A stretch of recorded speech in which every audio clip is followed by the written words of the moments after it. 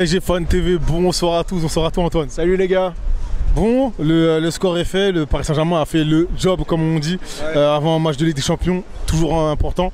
Et du coup, on reprend cet écart qu'on avait face à Monaco notamment. Qu'as-tu pensé des Parisiens ce soir?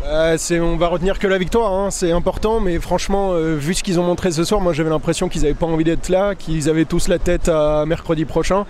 Et franchement, on s'en sort vraiment bien, parce que contre une équipe aussi limitée, on ne devrait pas avoir autant de problèmes pour gagner tranquillement un match de Ligue 1, quoi. Quels sont les bons points que tu as pu noter ce soir?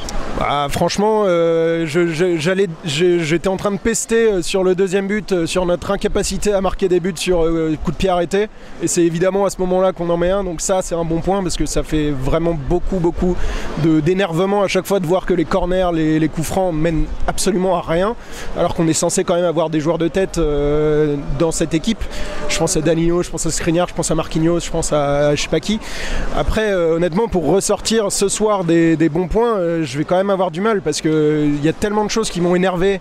Il y a quand même, au bout d'un moment, il faut se poser des questions, des choses que j'arrive pas à comprendre dans le management de Luis Enrique.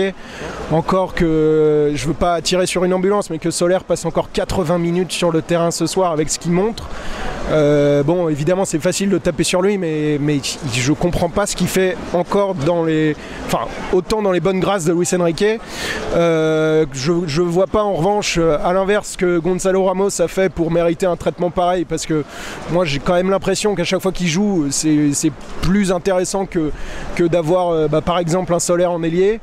Y a des questions qui vont se poser forcément, surtout si ça se passe pas bien mercredi. Voilà, maintenant Luis Enrique il veut avoir raison contre tout le monde, il sait qu'il peut avoir raison contre tout le monde.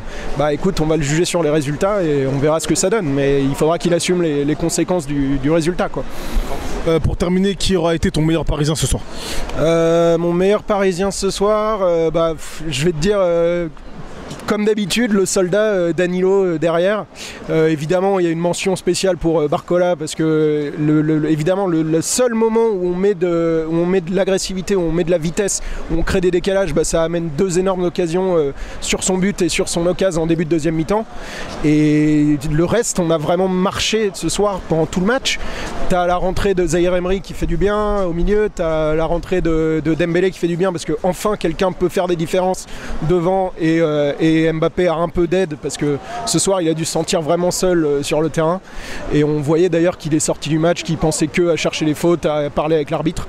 Donc voilà, de toute façon on sait que ce gars il est énorme mais il peut pas tout faire tout seul. Donc il va falloir que Luis Enrique arrive à créer quelque chose dans cet effectif avant mercredi et ce qu'on a vu ce soir est pas hyper rassurant. Donc on croise les doigts pour mercredi mais il va falloir qu'ils élèvent le niveau. Merci à toi. Merci à vous les gars.